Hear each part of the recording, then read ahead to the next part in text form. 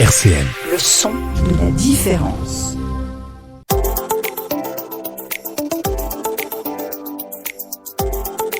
À votre santé sur RCN. Bonjour tout le monde et bienvenue dans À votre santé. Aujourd'hui, nous allons parler du dépistage organisé du cancer du sein. Et pour ce faire, j'ai le plaisir de recevoir Catherine Colvald. Bonjour. Bonjour Lionel. Et le docteur Jérémy Laurent par téléphone. Bonjour. Bonjour.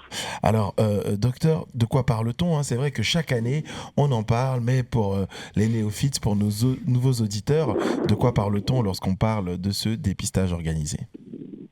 Alors effectivement, donc le dépistage organisé du cancer du sein, c'est bien organisé, donc c'est une campagne nationale qui est établie au niveau du ministère de la Santé, qui est financée par l'assurance maladie et qui va concerner les femmes à partir de 50 ans.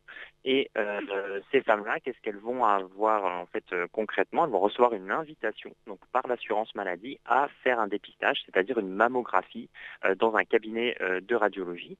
Cette campagne, donc, elle existe depuis maintenant 20 ans et elle doit être répétée en fait tous les 2 ans. C'est-à-dire que tous les 2 ans, les femmes de plus de 50 ans vont recevoir une invitation à réaliser une mammographie de dépistage. Alors Catherine, la prévention c'est un axe crucial dans la lutte contre le cancer. Le docteur l'a appelé, c'est un dépistage organisé. Est-ce que tu peux nous expliquer le rôle de la CPAM dans la promotion de ce dépistage organisé ? Alors le rôle de l'assurance maladie, il est assez diversifié quand même. Alors déjà, il faut que vos auditeurs sachent que le dépistage organisé du cancer du sein est l'un des premiers dépistages qui est apparu en France.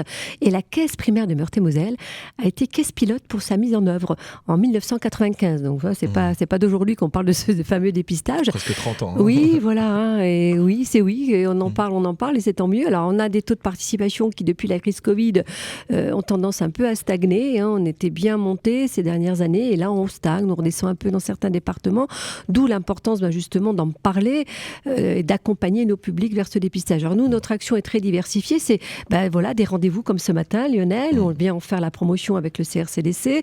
C'est des actions de terrain, ce qu'on appelle nous maintenant ce fameux dispositif Aller Vers, mais qui existe. Justement, c'est quoi cet Aller Vers cet Aller Vers, alors moi je le pratique depuis très longtemps, c'est-à-dire c'est d'aller vers nos assurés dans le cadre d'actions, d'accompagnement, d'information, de sensibilisation. Donc on est sur le terrain, on est dans des manifestations, on organise nous-mêmes des actions en partenariat aussi avec le CRCDC, d'autres associations comme Symphonie, la Ligue contre le cancer, le CHRU, où on vient rencontrer le public dans les quartiers, dans les entreprises, dans les associations, où on vient donc les sensibiliser et leur expliquer au mieux ce qu'est le dépistage organisé pour les accompagner, parfois même prendre des rendez-vous, puisque on a aussi depuis cette année, j'ai dû en parler je crois dans le cadre de Mars Bleu pour le dépistage organisé du cancer colorectal cette fois-ci, de la fameuse plateforme qui est installée chez nous à la caisse primaire de Nancy depuis janvier, où j'ai à peu près 15-19 collègues, je ne sais plus exactement, qui tous les jours appellent des assurés qui n'ont pas fait leur dépistage, que ce soit le frottis pour le cancer du col de l'utérus, la mammographie pour le cancer du sein ou le fameux test de dépistage pour le cancer collatéral. Donc là, on est aussi dans un dispositif d'aller vers, c'est-à-dire on téléphone et on va prendre même le rendez-vous chez le radiologue. Vous voyez comment on a pu avancer ces dernières années. On envoie aussi depuis le mois de janvier les invitations qui, entre parenthèses, qu'on a piquées au CRCDC. Désolé. On dira rien. Voilà, désolé Jérémy, mais bon, voilà, il sait très bien ce qui se passe entre nous, ça se passe très bien. Mais voilà, donc c'est-à-dire que c'est un dispositif qui s'est élargi où la caisse primaire, l'ARS aussi, il ne faut pas oublier nos collègues de l'Agence régionale de santé aussi qui financent ce dépistage organisé en France, et puis les structures donc de coordination régionale des centres régionaux de coordination des dépistages organisés des cancers, dont fait partie le docteur Jérémy Laurent, qui ont aussi toute une mise en œuvre à mettre en place, dont Jérémy en parlera mieux que moi. Mais voilà, nous sommes vraiment très investis, alors sur le mois d'octobre bien sûr, parce que c'est Octobre Rose, mais il ne faut pas oublier que le dépistage organisé, pour nous, le cancer du sein, c'est toute l'année. Voilà. Et le Aller Vers, c'est toute l'année. Et justement, en parlant de mise en œuvre, docteur Jérémy Laurent, il y a le bus du sein, il y a d'autres dispositifs qui sont intéressants pour toucher les populations éloignées ou les populations justement qui nécessitent un peu plus d'aller vers. Est-ce que vous pouvez nous en parler de ces dispositifs ?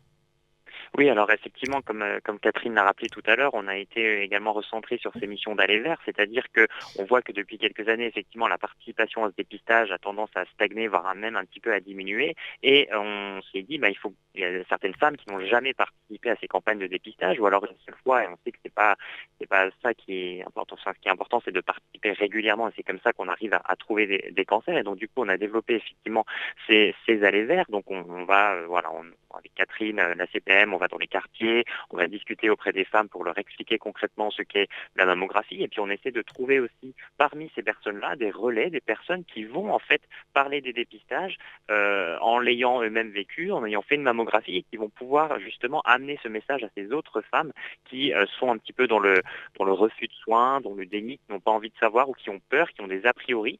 Et du coup, c'est ça aussi, c'est aller vers. Donc, effectivement, on y va avec Catherine. Moi, je me déplace avec le buste aussi qui permet d'expliquer l'autosurveillance mammaire, qui est un outil supplémentaire finalement en plus de la mammographie pour détecter une éventuelle anomalie qui amènerait la femme à consulter un professionnel. Et donc, du coup, mon regard de médecin permet aussi d'apporter ces éléments concrets à ces femmes et essayer de les convaincre, si on peut dire ça comme ça, de faire ce dépistage, leur rappeler l'importance que l'on a. Je rappelle qu'un cancer qui est détecté tôt, il est guéri dans 9 cas sur 10. Et le dépistage, il y a beaucoup de femmes qui nous disent moi je le fais pas parce que j'ai peur du résultat. Oui, effectivement, on avait peur qu'on trouve quelque chose, mais c'est l'objectif du dépistage. Mais si on a trouvé le cancer dans le dépistage, il va pouvoir être traité beaucoup plus facilement avec des traitements moins lourds parce qu'il va être un stade très précoce qu'un cancer qui sera plus évolué où on aura peut-être moins de marge de manœuvre. Parler de l'autopalpation, est-ce qu'il y a des signes pour nos auditrices? Comment on peut reconnaître, ou en tout cas on peut s'inquiéter s'il y a des symptômes par exemple? Oui. Alors, on parle plutôt d'autosurveillance qui englobe en fait l'autopalpation. Mais pourquoi est-ce qu'on parle d'autosurveillance? Parce qu'en fait, il y a une première étape qui va être simplement déjà un examen visuel des seins. C'est-à-dire que la femme va en fait se placer devant un miroir et regarder ses seins et détecter si visuellement il n'y a pas des choses qui pourraient être suspectes. Alors ça peut être une déformation au niveau d'un sein, un creux par exemple, comme si la peau était rétractée, attirée. Ça peut être une déformation qu'on peut observer au niveau du mamelon. Ça peut être une rougeur qui ne disparaît pas ou une plaie ou encore un écoulement spontané. Ça, c'est déjà le premier élément. Le second élément, ça va être effectivement, comme vous l'avez dit tout à l'heure, la palpation.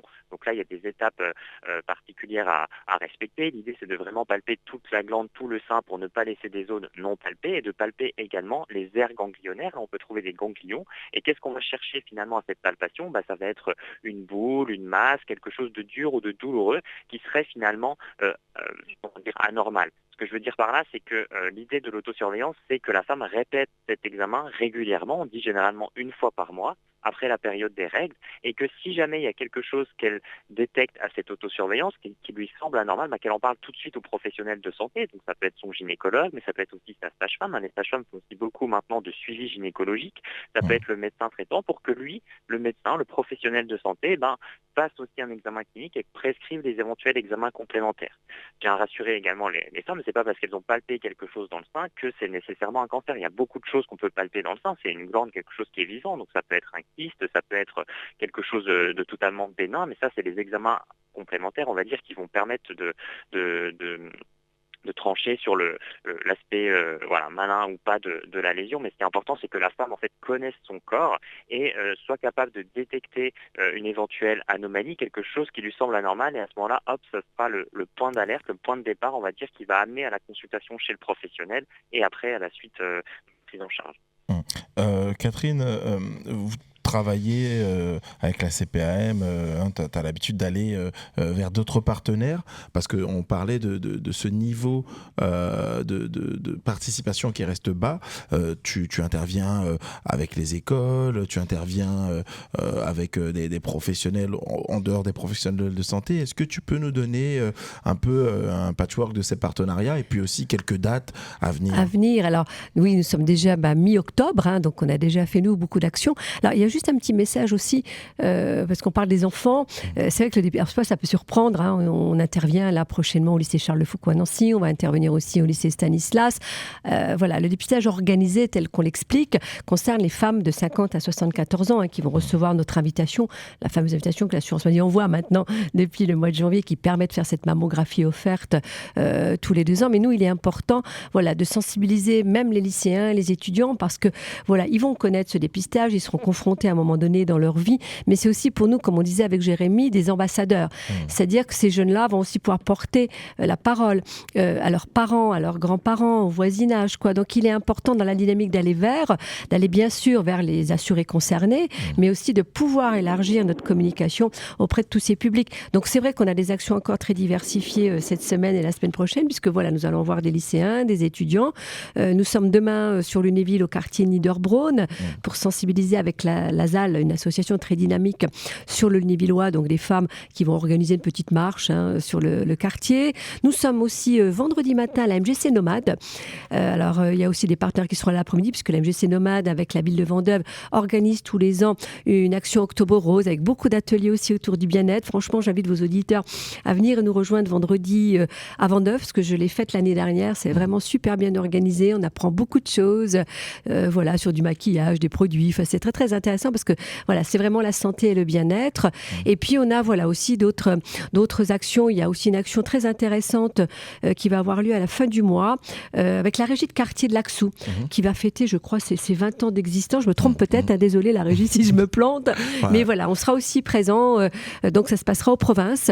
Voilà, aussi beaucoup de partenaires sont attendus. Il n'y aura pas que le cancer du sein, je rassure. Il y aura aussi beaucoup d'actions autour du bien-être, du jardinage. Il y aura des chansons, des contes. Enfin voilà, cette action nous plaît beaucoup parce que voilà, on sort un peu du cadre santé tel que nous, souvent l'assurance maladie, on en parle. Et là, voilà, on va sur d'autres aspects, aussi l'environnement, où c'est très important, le lien cancer-environnement. Aujourd'hui, on en parle beaucoup. Donc aussi, voilà, c'est bien que tous ces partenaires-là, se mobilisent et nous accompagnent et nous sollicitent pour ces actions d'information et de sensibilisation sur le dépistage organisé. Et docteur Jérémy Laurent, vous invitez aussi les hommes à venir, parce que parfois, quand on entend ces questions d'Octobre Rose, de cancer, de dépistage organisé du cancer du sein, on peut se dire benoîtement, on va laisser seulement les femmes y aller. Alors que 1% des hommes sont touchés quand même par des cas de cancer du sein. Et c'est aussi un accompagnement, c'est quelque chose dont tout le monde doit avoir conscience.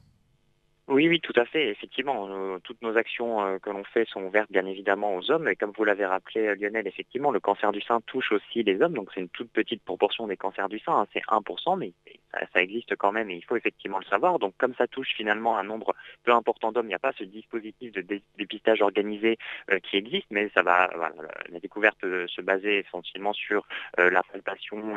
Si jamais l'homme ressent une masse au niveau des pectoraux, au niveau mammaire. Et ce qui est important aussi de dire, c'est que parfois aussi, ce sont des hommes, des conjoints qui vont découvrir justement une masse tumorale ou quelque chose de suspect chez la femme au cours de la palpation. Donc ils ont aussi un rôle important à jouer. Et je pense qu'effectivement, tout le monde doit en parler. Plus on en parle de ce dépistage, comme l'a rappelé Catherine tout à l'heure, autour de soi, à sa famille, à ses amis, plus les personnes vont être amenées à se faire dépister. Et meilleure sera après derrière la prise en charge, et on va réussir, je pense, à terme à quand même réduire le nombre de cas de ce cancer, qui reste quand même le premier cancer chez la femme et la première cause de mortalité par cancer chez la femme. Donc c'est important, je pense, plus on en parle, plus on parle de ce dépistage, plus ça va amener les gens à franchir le pas, à se faire dépister, et c'est ça qui est important.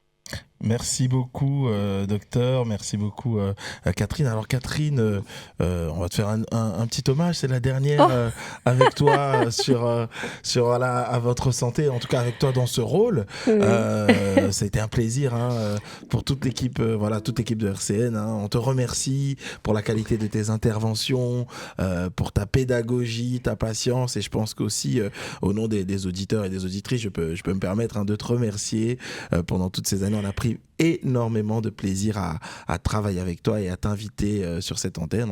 On espère entendre encore ta voix pendant longtemps sur cette antenne, peut-être dans un autre rôle, on verra. Peut-être, je ne sais pas. En tout cas, merci Lionel de tous ces remerciements. C'est vrai que ça fait très très longtemps que je travaille avec RCN. Voilà, j'ai vécu aussi très bons moments du temps de Carrefour Santé. Peut-être que ça parle à certains de vos auditeurs. Mais c'est vrai que c'est une radio, vous avez toujours porté l'assurance maladie, vous m'avez toujours convié pour parler de ma passion qui était mon métier pendant plus de 40 ans. Moi aussi, voilà, je vous remercie vos auditeurs. Et oui, pourquoi? Au plaisir peut-être de vous revoir Lionel et de revoir votre équipe. On ne sait pas, on verra. Je pense que les auditrices et auditeurs sont habitués à ta voix. Donc voilà, ça sera... on vous en dira plus bientôt. Merci beaucoup. Merci infiniment Catherine. Merci docteur Jérémy Laurent. Et puis quant à nous, on se retrouve le mois prochain pour une nouvelle émission. Au revoir. Au revoir.